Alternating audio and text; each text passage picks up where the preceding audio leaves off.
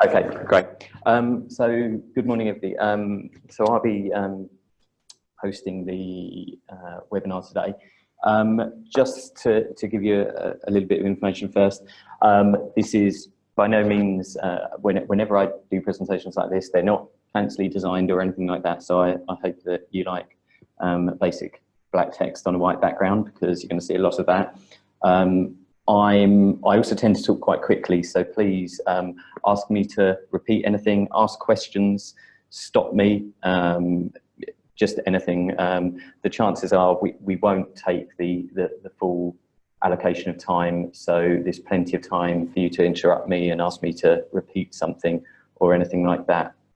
I also just wanted to point out that I'm also aware that some of you, what you're offering is open source. I will naturally use the word sales a few times, but just, of course, this is applicable to all customers. So that's just to kind of let you know that, really. I am aware of that. So paying or otherwise, a lot of this is applicable. There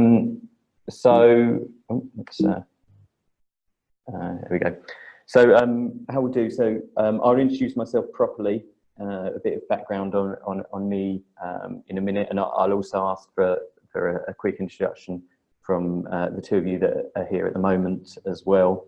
Then I'll run through a little bit about the context of this and what exactly is a scalable business, because it's scalable businesses that we talk about when looking at internationalisation. A bit about why. So we'll cover the main points, spoilers there, but the main points such as sales, investment, strategic alliances, market fluctuations, talent, and company culture. A bit about the how as well, so the process. That's a vast subject, and one that we could probably speak about for a week on a webinar, but I will give you an overview of that, and we can obviously talk about that further afterwards as well. And then some challenges, because as I'm sure you're aware, there's plenty of challenges with this legislation, supply chain, culture. And then we'll have time for some Q&A at the end as well. But as I say, do ask any questions throughout, do stop me, just shout, ask me to go back, whatever. It's not a problem at all. Okay, so some introductions. So that's me, first of all. I am British, but I live in Lisbon, and I'm currently working for Fast Track VC, a venture capital firm. My role here is covering their EU programs, so Horizon 2020 and things like that. One of those is called Startup Lighthouse, which is all about helping startups to scale. I bring a number of startups to Lisbon, introduce them to the ecosystem, things like that. They're startups that are scale-ups, about starting their internationalisation on the whole. We actually run that both here, we run it in Dublin, Vilnius for covering all of Eastern Europe, and Berlin as well. My prior experience covers, it was primarily events when I was back in the UK and here, but launching again in new territories, both in Europe and further abroad. Events obviously have their own challenges as well, because it's not just a case of finding a team and things like that, but there's a lot of logistics that go into it. And I'm currently launching my own startup as well. We are already thinking about internationalisation. It's an e-commerce business, so it's relatively simple compared to some others to internationalise, but we'll be launching in, as well as Portugal here, Germany and the UK at the same time, and have plans for that. So everything I do is kind of thinking on a global scale, thinking about how things can scale. And the reason I chose that photo is actually that was from the last Startup Lighthouse event, with a couple of the startups that came over looking to move to Lisbon. Okay, so I'd love to hear the two of you. So sorry, I don't know which pilots we have here. So have we got anybody from CyberHab here? No. Okay. Sports Smart. Oh. Hello, hello, hello. Hello, yes. Yeah, sorry. I didn't quite quickly reach the, the button. Yes, my name is Alberto Criado, and we are from Pilot One, which is EOSC-hub. Mm-hmm. And I just wondered if you could tell me, so obviously I'm not directly involved in the project. I work with F6S a lot, but I wondered if you could tell me a little bit about where you are in your pilot, a bit more about what you do, and it will give me an idea of kind of where you are in terms of thinking about internationalisation, whether it's in the future or sooner. Yes, hello. Well, see if I can summarize it in just quickly, don't worry. Quickly. Well, we work with the we're involved in we're a consulting company. We work with environmental issues, water, and this specific pilot is to do with harmful algal blooms, HABs. The proliferation of toxic microalgae in rivers, lakes, ponds, at sea, in aquaculture facilities. We have developed this pilot to integrate all variables that affect the proliferation of these microalgae. And our business scheme has to do with all the variables and all the we could call it legs that the project has to predict and to simulate different scenarios, so that managers, water authorities, and can use the application or the EOSC-hub to generate different scenarios and predict the evolution and the happening of these harmful algal blooms. We are biologists, engineers, and we work with biological issues and modeling issues. Mm-hmm. And whereabouts are you based? We are based in Santander, north of Spain. Yep. If you know, although we work in the whole of the country with our little projects or big projects like this one and others that we have, like life projects. Mm-hmm. And we would like to explore the possibilities of internalization, of course. Okay, just out of interest actually, because obviously you work with competence centres as well. Are they also based in Spain, or are they based elsewhere, the people you're working with? Sorry, I didn't catch the first question, sorry. You're working with competence centres as well, are you, or a competence centre?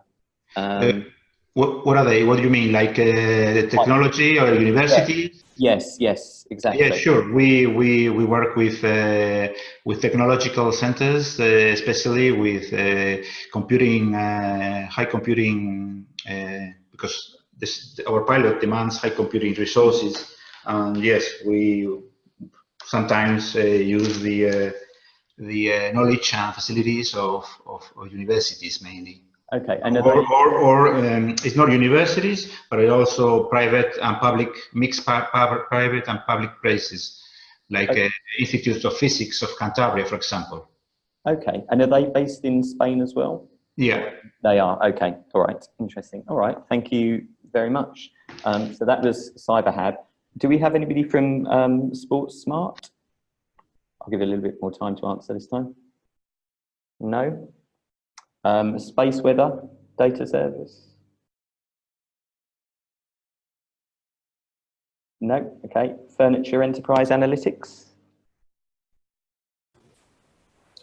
Perhaps it's better just to ask Adam, which pilot are you from? Could you present yourself, please?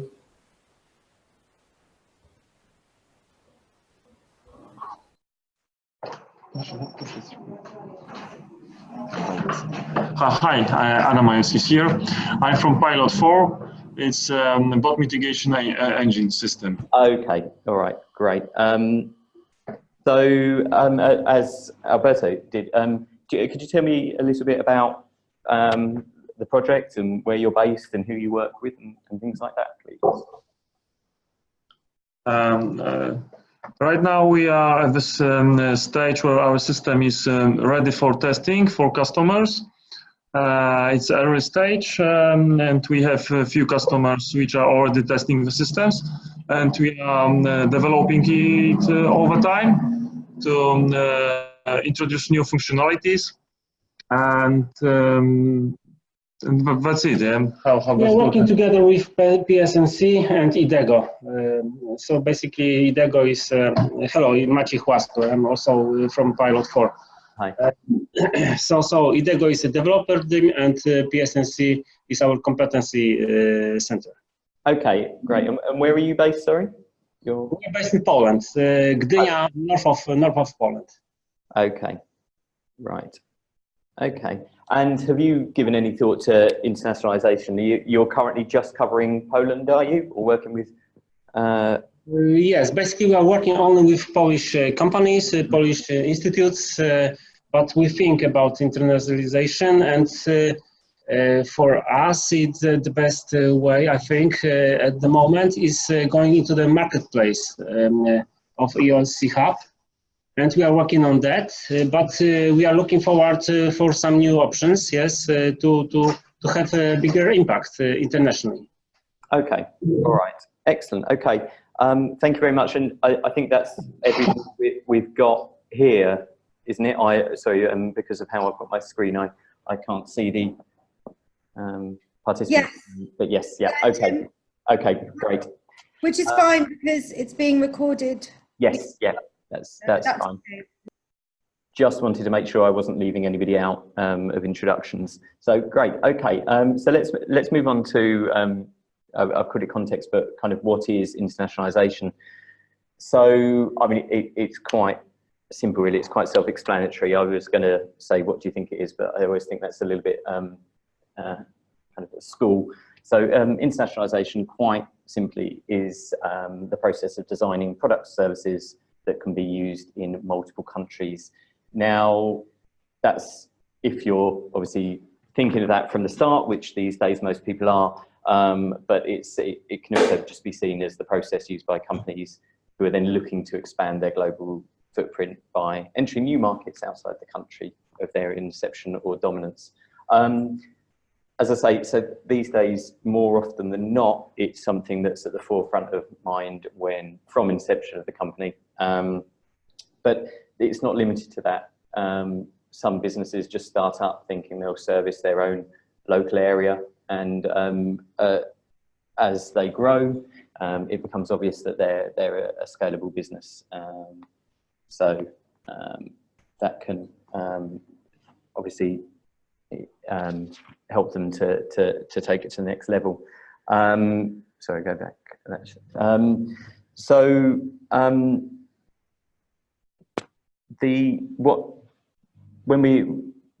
That first one, the scalable businesses, that's what you're thinking of when you're putting together a scalable business. But why? I mean, who here is already at the stage of talking to investors, for example, whether with this project or has done in the past with other businesses?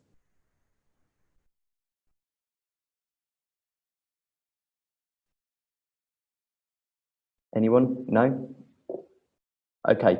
Well, when you speak to investors, they are always talking about scalable businesses. That's what they're interested in. Increase sales in new markets, minimal costs. That's what investors want. It's what's good for a business as well.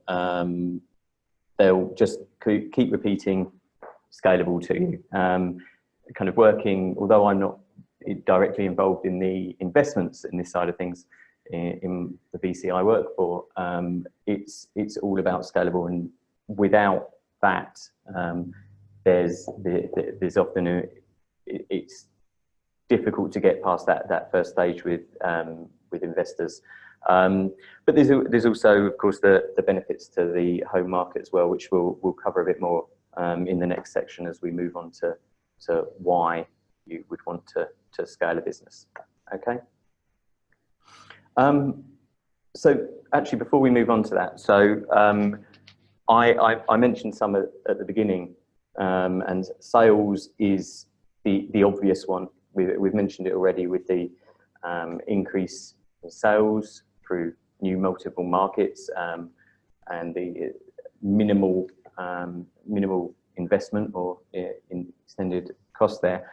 But it's basically why you're in business. That's quite a generic, or it covers a lot of people. But if you're in a pilot like this, if you're in a project like this, the chances are you're in business for either sales or customers if you are open source. There's more in the world than there are in the local market. It's not difficult to explain. I know not all businesses want to scale, which is fine, and it's something we talk about a lot. There's no need that any business should feel it has to scale. But if you're in a project like this, if you're looking for investment, if you're things like that, I'm assuming in this case that you are, and you want to get your product in more people's hands, whatever the reason, I suppose. Economies of scale, the more you sell. This is very basic stuff, but it's also worth repeating. The more you sell, your cost per unit tends to go down. I know it's not always the case, but the vast majority, this is obviously what happens. And you can the more you cut into your TAM, so your total available market, you're going to increase both your serviceable and in turn your obtainable market.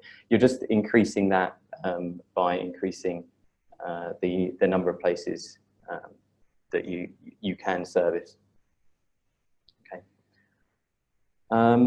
Did that kind of make sense?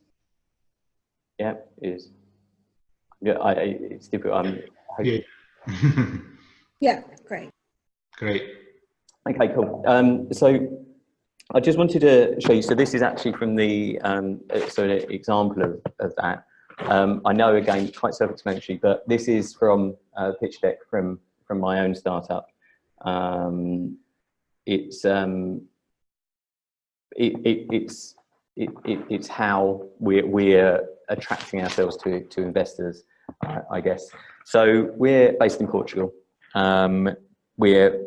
This number here is I should explain a little bit. It's a food tech company, and we're expecting vegans to be our early adopters. So we've got 60,000 vegans in Portugal, which works out annually that our sum is somewhere around 110,000 a year, which isn't an awful lot, of course. So we've looked at other markets. Germany, suddenly it's 1.3 million and comes up to 2.5 million annual revenues there. At the UK, and there's 3.25 million, and you're talking about 6 million. So this is to kind of display why that increase in potential market is important to say to investors if you're at that stage, why you want to scale. We actually go on, and US has a whole load of problems as well, of course, because of all the legislation and tax, which we'll be talking about, but we also actually go on to talk about the potential to the US. And from our very first meeting, this startup, for example, it's less than 2 months old. From our very first meeting, we were talking about where this can go and things. It's important to, when you're thinking about internationalisation, to do it as early as possible. And that's on the sales side of things. Okay. In investment, so none of you just none of you have had much to do with investors at the moment, no? No. Okay. No. No. Okay. So investors, apart from anything else, they like to know their local, or they like to invest in companies that are active in their local market. For example, Portugal, I talk about Portugal a lot because that's where I'm based, but Portugal, there's a decent number of kind of angel level. There's a few VC, then there's private equity is quite good, but the vast majority of startups over here only really start to scale with investment from other countries, the UK, Germany, even the US. You need to, more often than not, you need to be able to show that you can service that, or you will be servicing that, or ideally you are servicing those markets. It's not a hard and fast rule, but investors more often than not do like to invest in companies active in their market. It's also, apart from anything else, it's easier to have meetings. It's always nicer with investors to meet them face to face. They like to meet you face to face as well, rather than having to jump on a plane if you're active in their market. It's usually a good reason, another good reason. Some countries offer legal protection for investments as well. Investors know their local rules, and they're always going to be more interested in, or feel safer investing in local companies. Their connections. So coming from a VC, I obviously am probably biased, but I always think that it's not just the fundraising that is important from investors. In fact, I often think that more than that is the connections, their network, and their expertise. But in this sense, the connections in their local market can be key, opening up new opportunities. They can help you find talent, which we'll come on to as well. And it's a really, if you're getting investment from a VC or even an angel in another market, it makes sense to be in that market to take advantage of those opportunities. Apart from anything else, it's something I'd certainly recommend. So strategic alliances. I suppose most of the pilots in here in this program, of course, working with your competence centres, universities, your tech companies, you already have them in the local market. But there's lots that can come up in new markets as well. That's why I asked at the beginning whether these were in the same countries as you're based in. Often on these projects, you see actually they're from elsewhere, and it does open up that. I'll come on to that as well. It's a good way to aid the process, but can share best practice, can share their technologies and their competencies as well, and also depending on the alliance, it could be complementary products and services. Perhaps not so relevant to you guys here. I don't know. Maybe I don't know whether any of you are already looking at potential partners in any other countries already. Not in our case at the moment. No, we haven't been looking for any partners yet. Okay, but you've obviously been working quite closely with others in Spain, so I suppose can see the benefits of that and how they can help in other countries as well.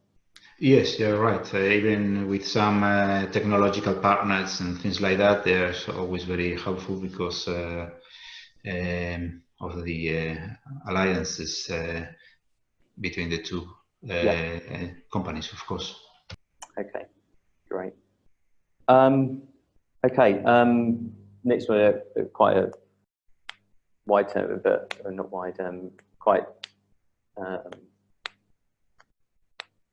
an overreaching term, but avoiding market fluctuations. I mean, this is again quite simple. It's the whole thing about don't put all your eggs in one basket. I don't know whether that translates outside Britain or not, but you can protect the company against economy crashes. So again, looking at Portugal a few years ago, the economy went completely belly up, if you like, and companies that are active in other markets are obviously more protected to a local economy crashing. Yeah, and exactly that, to avoid the all your eggs in one basket syndrome. It's the same. You wouldn't dedicate all your resources and everything to just one customer. It's exactly the same market. If that customer left you, you'd be in trouble. Exactly the same if everything is in one economy that then goes through a crisis. You're in trouble. Also, depending, on what you're doing, you can take advantage of currency changes. Obviously, there's businesses that do this as a sole business.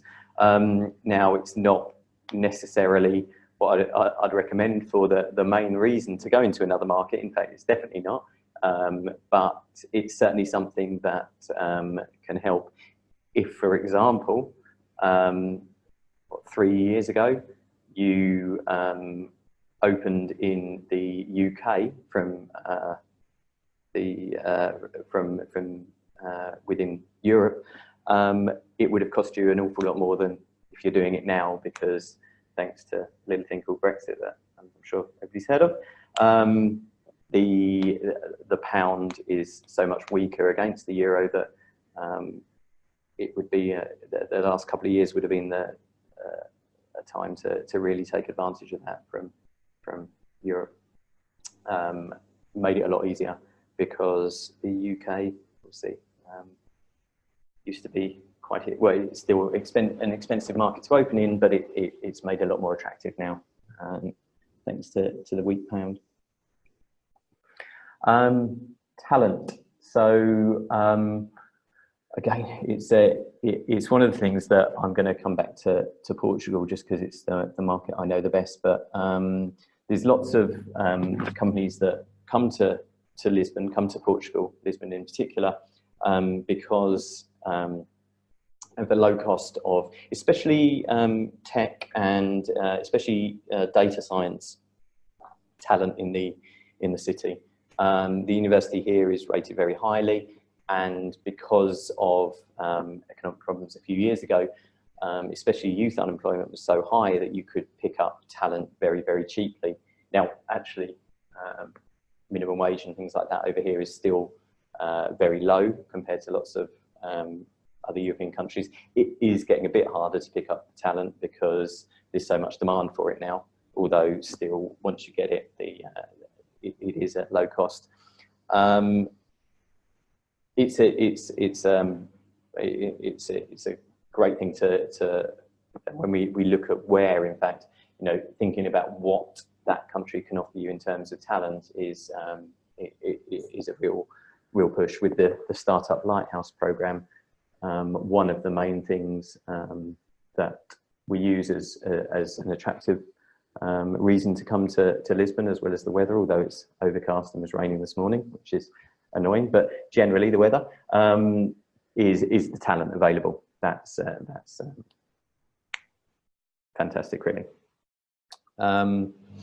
Different countries have different skill sets. So again, you look at the tech here and tech over in Eastern Europe as well. If you're looking at the US or the UK for sales and business development skills, and then obviously sort of your more wide range of skills in somewhere like Germany or the Nordics as well, which offer different skills. It's something that is a real consideration. And of course, locals know their market as well.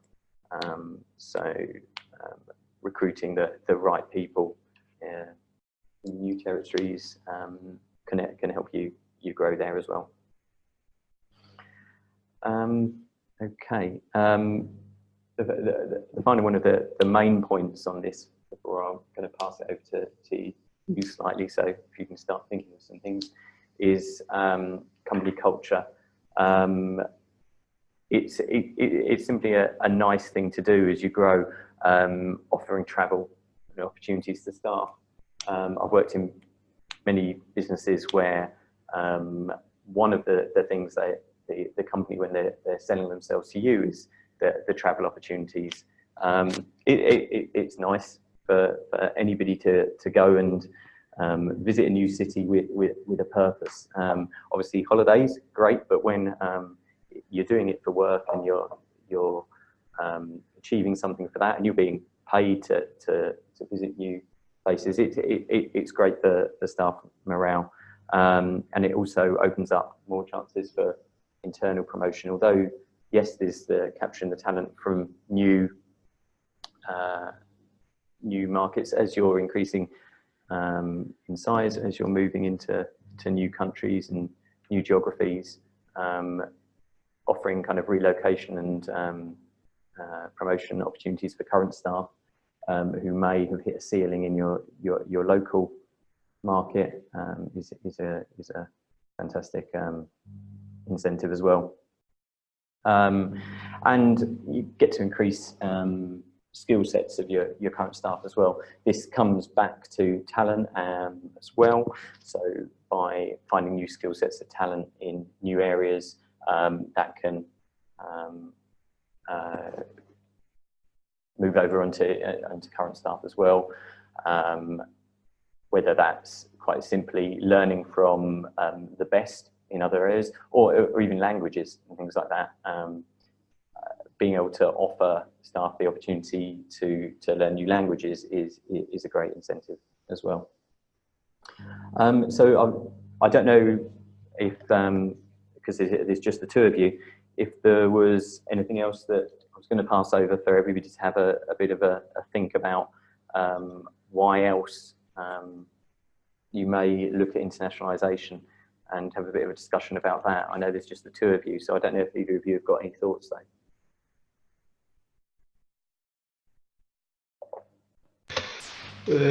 Well, just a point, because obviously when you talk about internationalization and business and companies, I guess, please correct me if I'm wrong, mainly also talking about private companies. And we, for example, in Spain, work mainly for the administration, like water river authorities that control the water in freshwater reservoirs, rivers, and they are in their own difficult enterprises to approach. Obviously, they are our main clients because they have control of all the water bodies in the country, and obviously there are some private companies that deal with drinking water, for example, but are the least. And I'm not sure if in other countries the system is the same, or there are administrative bodies or private companies. So just I want to leave with you this point that we are concerned about. I mean, that's a perfect example. I mean, I don't know the kind of water business particularly well myself, but you said that they're difficult to get into these public bodies, and exact. So it's this one here. The locals that know their market. There's that, and there's also the investment side of things with their connections with the local market. By finding the right people in these new markets there that know how to or either have the connections or know how to get into those businesses yet, or public bodies, it comes to that. It's a prime example, I suppose, of why it's good if you're targeting people like that.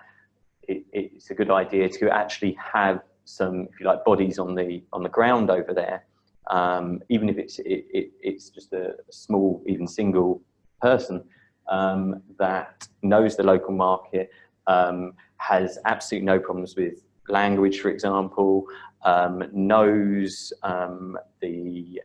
how to approach these public bodies. It's actually an ideal example of a couple of those points, and that could be investors, or it could be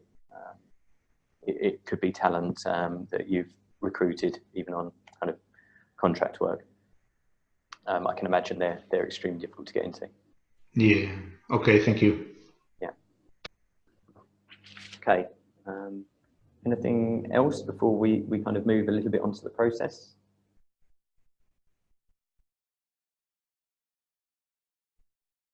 No. Okay. No problem. So as I mentioned, that the process is huge.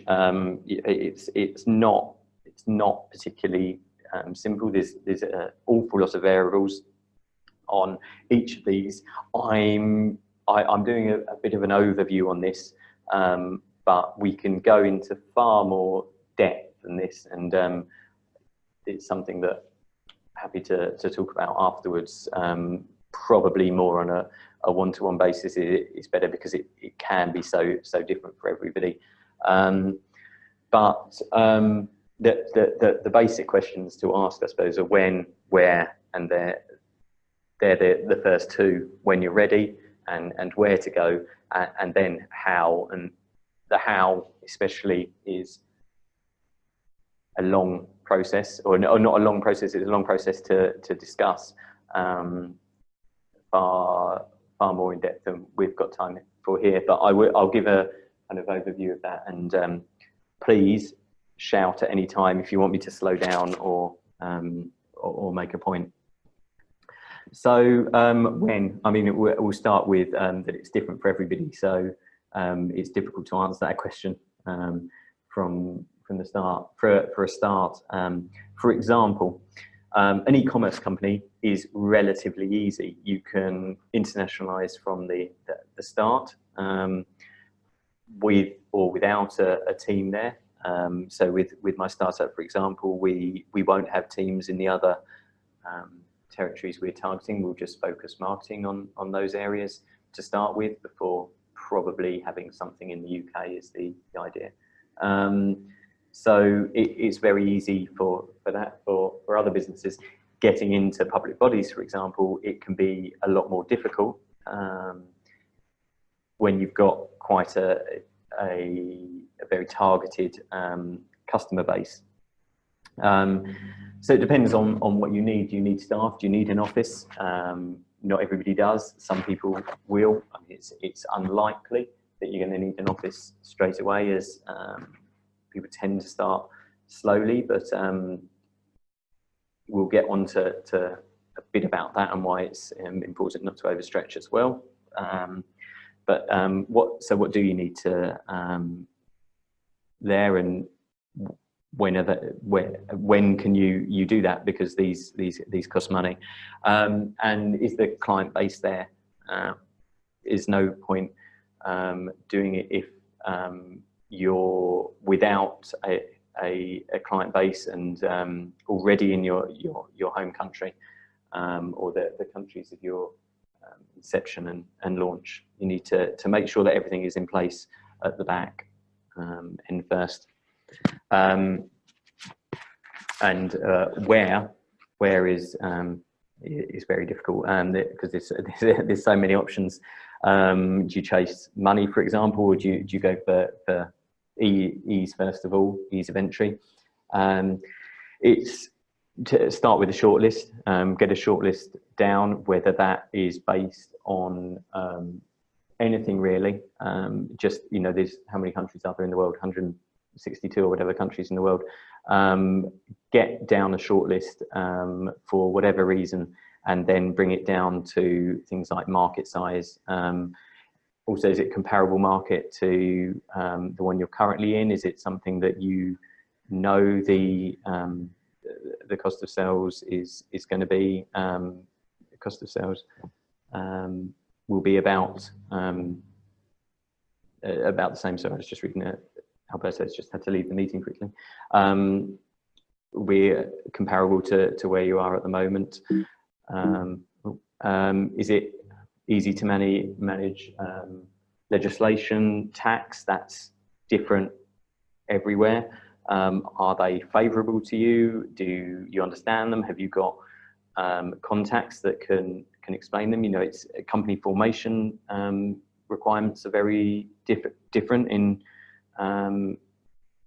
all sorts of countries. You can start a company over here in Portugal in about an hour for €300. You know, that's very easy. There's other countries where no, it's absolutely not, and that's whether it's in the EU or not, of course. Competitors, is it favourable? Are they there? If they're not there, why aren't they there?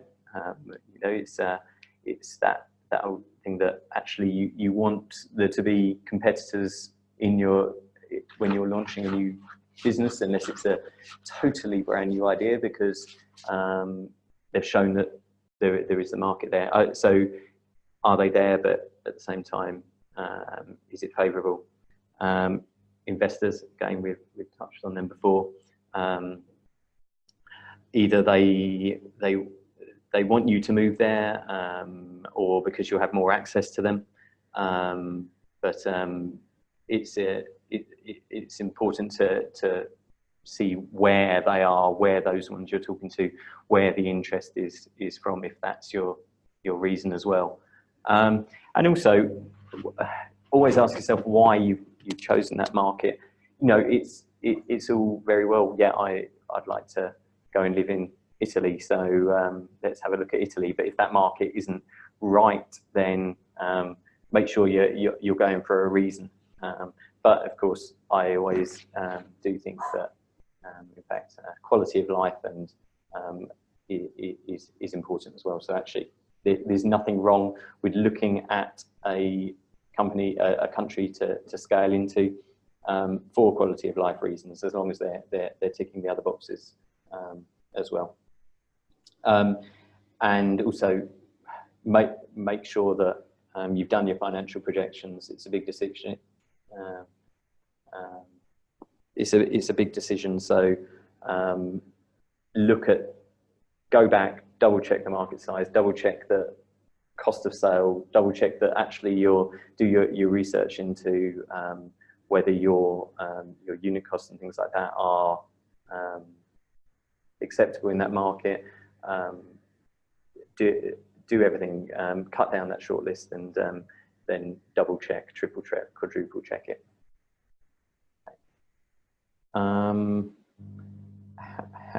Okay, this is the bit that's huge. So before we get onto this again, I'll ask if there's any questions at this stage at all. I know that Alberto has left, so are there any questions?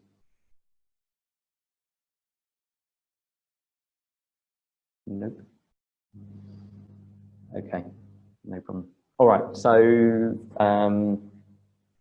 do what we've just spoken about. So do your research, when and why, where and why, and just why. So when are you ready, and why are you ready? Where are you going? Why are you going? And why? Always have that reason that you're going. I said right at the beginning that not all businesses need to be scalable. There's nothing to say there is. Some people are quite happy, and quite rightly happy, with their own market, their reception market. So make sure that it's right for you. Is it reliant on funding? Often that is the case. So you can bootstrap, you can get by with a bit of pre-seed money, friends and family maybe, and do you though then need funding to take it to the next stage? Is that already in place? Are kind of KPIs that have been put in front of you for that expansion, are they achievable? It's all going back to that, doing all your projections. Is your internal communication collaboration going to work? Moving to a new country is a big step. It's not a case of you necessarily will be on the same time zones. You might, it depends how you started, but you won't all be in the same office, same co-work to start with. Is everything set up? Most are these days, because most of us work or can work remotely. Everybody's quite used now to working with Skype, with Google Drive, with Dropbox and things like that. Is everything in place though? And make sure it is. And prepare for recruitment. Your onboarding process, stay in place, training for new staff. Who's going to manage that? Is that you? Are you recruiting a country manager or local MD or something like that to start with? Is that somebody moving across? Is that how are you finding that person? Recruitment is key. You have to have the right people, and if it is you that will be going over to do that, we'll get onto that in a minute, slightly further down. I should have put it next actually, but make sure that the business is set up to run without you. You know, you're not going to have a lot of time. I mean, that's the case anyway, but especially if you're going over and launching this. And this, by the way, this that point relates to more than just opening an office or opening kind of a team over there. You don't always have to do that. It might be that you're going over and if, for example, you are talking to public bodies or something like that, you need to be over there doing it face to face. It doesn't mean you necessarily will have an office over there, but this is also capturing international clients as well. So you'll be away working on that as you're opening in new markets. Obviously, marketing plan. Do you need local URLs? Do you need local social media accounts, different languages? And something we'll come into in a bit as well is cultural intelligence. Need to know what you're doing is not offending anybody, or is in the is suitable for that market as well. There's more. So I mentioned setting up the business to work without you, so covered that one already. Also be aware that it's likely to be best to start lean. You know, we're not all Google. You're likely to start with a small team. If you are even hiring a team, just hire what you need. Make sure it's the right people, and go back to kind of the basics with how you launched in your own company.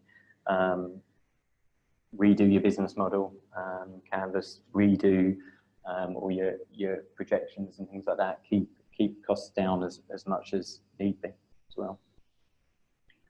If that means outsourcing, outsource. There comes with its own issues and challenges as well, but it can also reduce kind of the risk as well if you're outsourcing that work and taking on contractors. And use your support network. So that's early customers you might have over there. That's of course investors. It's worth getting to know kind of local incubators and things like that. If you're, it's quite possible you'll qualify for incubators and accelerators if you're opening up new in those markets as well. And that is a very, very quick and basic overview of how.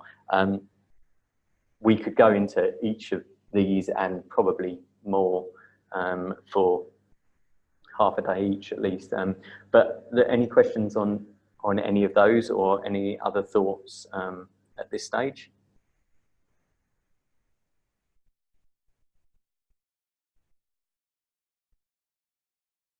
No?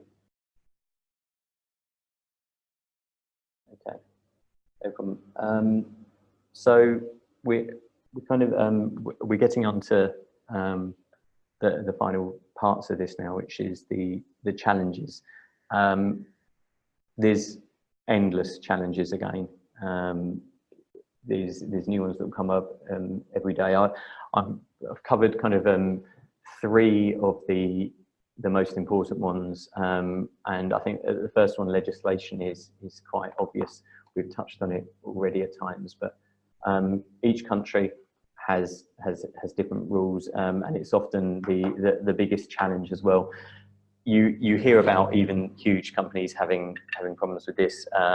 Airbnb and Uber, for example, are prime for this. They've run into many problems with legislation, various places. So Uber, for example, just can't operate in Barcelona anymore. There's a lot of legislation that's come in many countries, many cities and countries regarding Airbnb, Amsterdam and Lisbon, for example.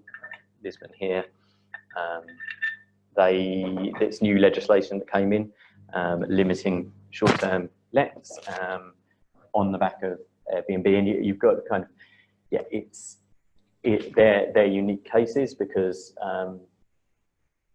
the chances are we won't all be becoming unicorns, but it's things that you kind of need to be prepared for as well. So it is often the biggest challenge, and that's again, it's even within the EU. No, not just kind of legislation in the separate country, in the individual countries, but employment law and things like that. For example, there's all sorts of things. Maternity leave is different everywhere. There's minimums, of course, but it's different everywhere. There's things on in Portugal, for example, you get paid 14 months salary rather than 12, and meal allowance and things like that are all necessary. There's things like that that you need to be aware of, and it again, we'll go back to using local knowledge, whether that is outsourced or employed. Tax implications on both ends. Again, it's a case of deciding where your tax is and where your official HQ will be in things.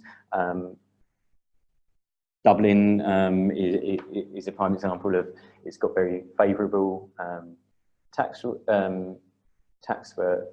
headquarters, which is why Facebook, Google and things like that are set up over there.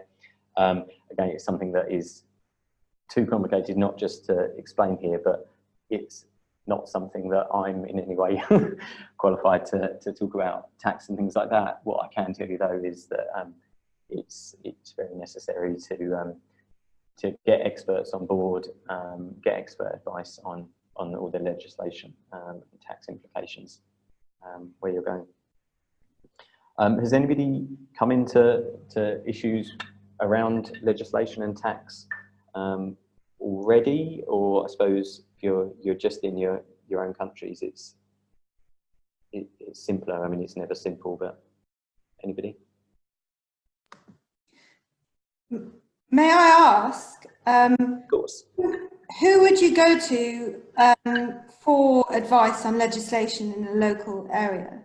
So personally, I would simply, so if you've got investors in there, investors will be able to help if you have investors in the local area.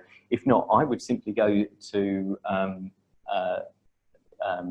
startup specialist lawyers or accountants. There's there tend to be some. So more and more law firms, for example, are opening their own startup incubators, and that's where I would go.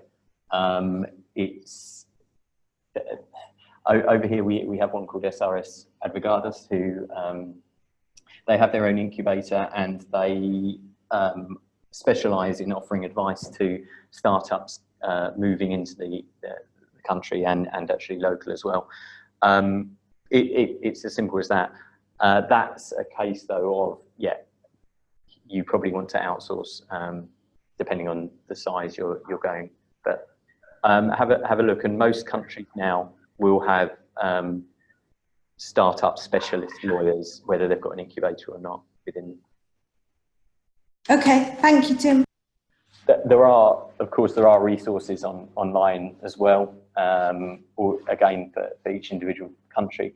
But I personally always think it's better to be speaking with somebody, even for myself, setting up as even a freelancer over here in Portugal was a challenge.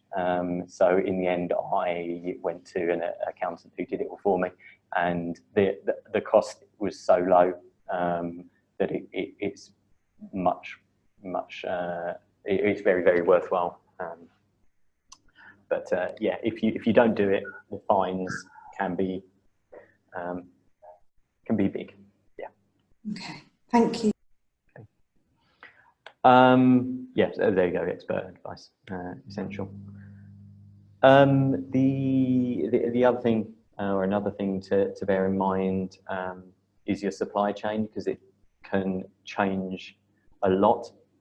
This is probably more relevant to those selling a product, but not always.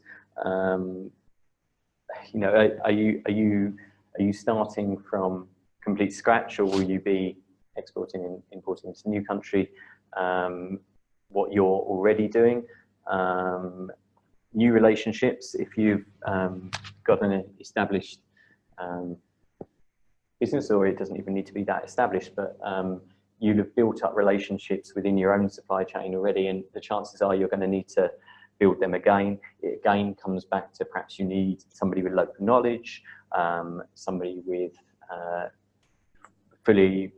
full language for that country.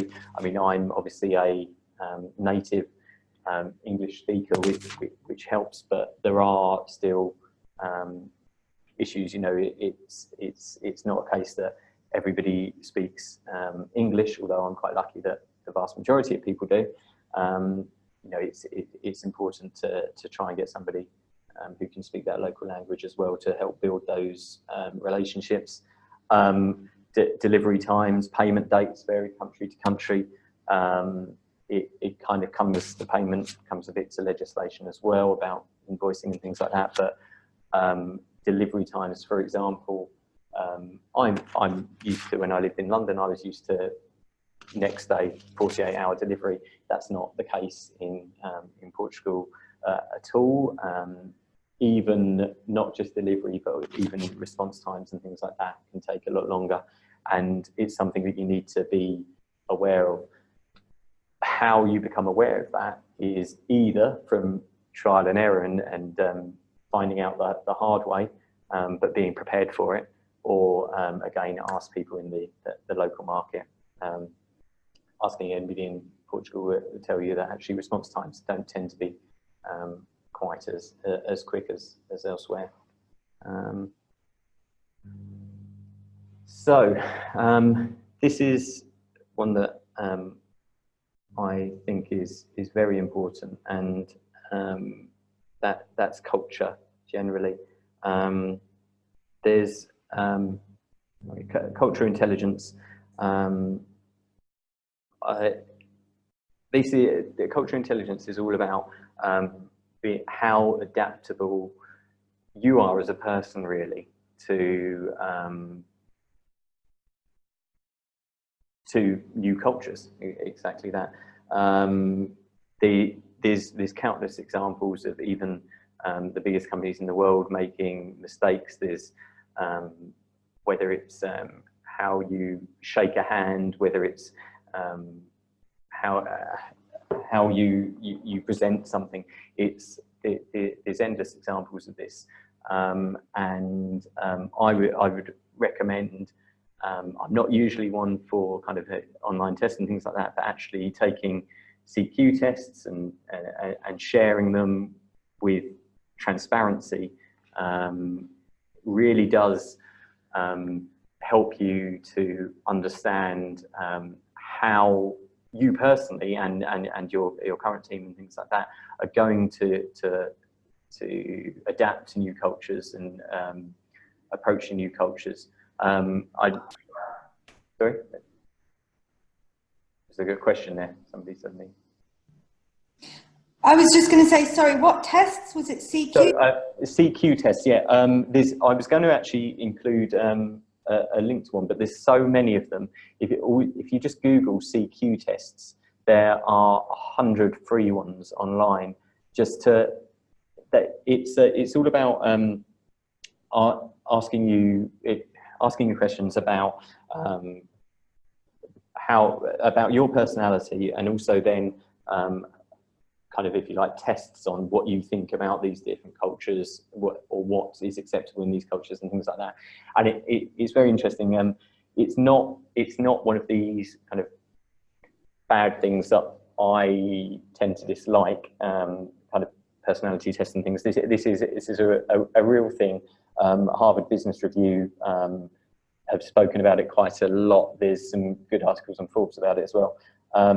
It tends to, and a lot of the findings that come out of people taking these and then being able to adapt to new markets aren't necessarily surprising either. You might have a star employee, say a salesperson, for example, who's a complete star in your local market, but then they can't adapt, and it's often actually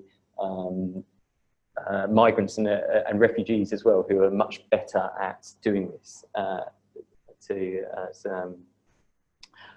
adapting to these new markets, because they're used to looking at things from the outside.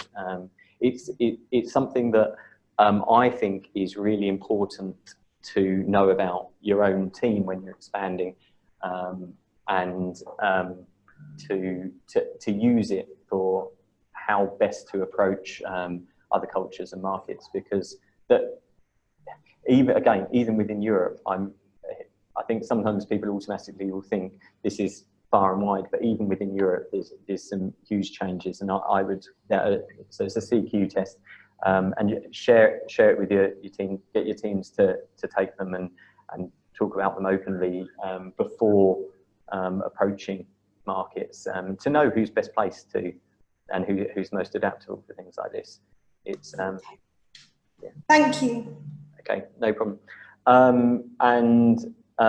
So marketing communication and just general communication, the language as in actual language, as in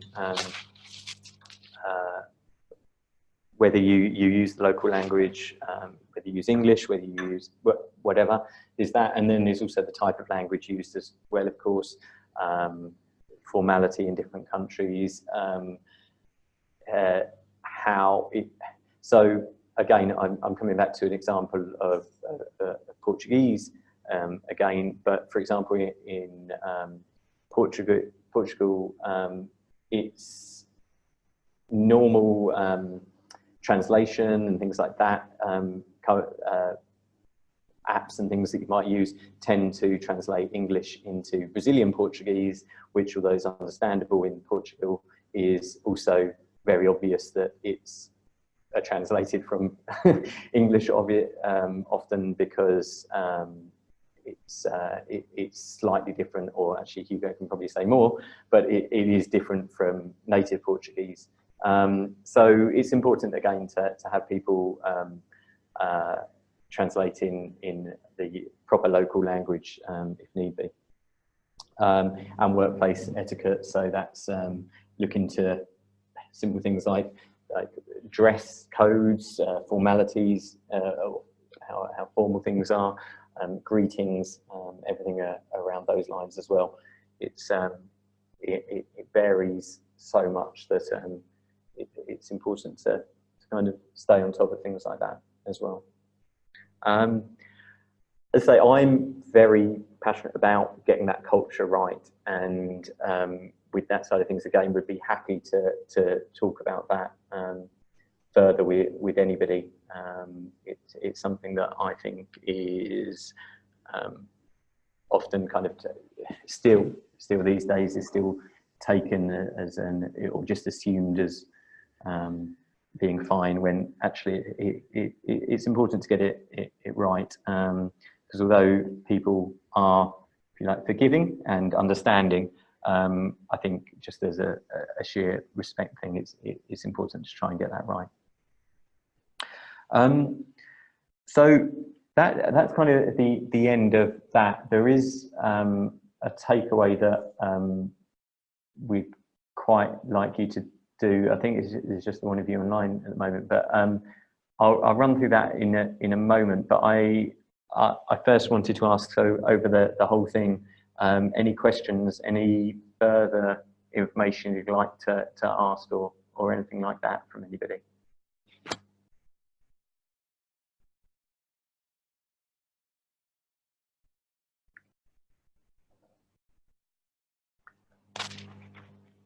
Okay, I'll take that as a no, which is fine. So what we'll do next is I'm going to, or one of the takeaways from this is that I know that the project would like you to plan out kind of your internationalisation for the future, or however. And what I'll do, I'll share a template with the team to share with you, so that you have that as kind of an output. Catherine and Hugo will be able to tell you probably a bit more about kind of timeframes on that and things, because obviously there's quite a few of the pilots who haven't attended and will be listening to the recording of this. But I'll share that, and my details are on here as well. If you'd like to follow up with that, I'm happy to have kind of a further conversation with anybody as well. If you wanted to follow up on anything, my details are on this presentation. It's actually, I've included my personal email here, or I'm logged in here with my VC email as well. So either one is absolutely fine, and I'd be happy to have a call with anybody. Great, thank you, Tim. That's really helpful. Yeah, we'll be sharing a plan that everybody can use if they so wish. I think that's all. If there's no questions, we can wrap it up. This video will be available on the EOSC DIH website, so it will be available for reference. So unless there's any questions, I think that's it for now. Thanks all, and we shall be in touch. Thank you, everybody. Thank you. Thank you, Tim. Thank you, everybody.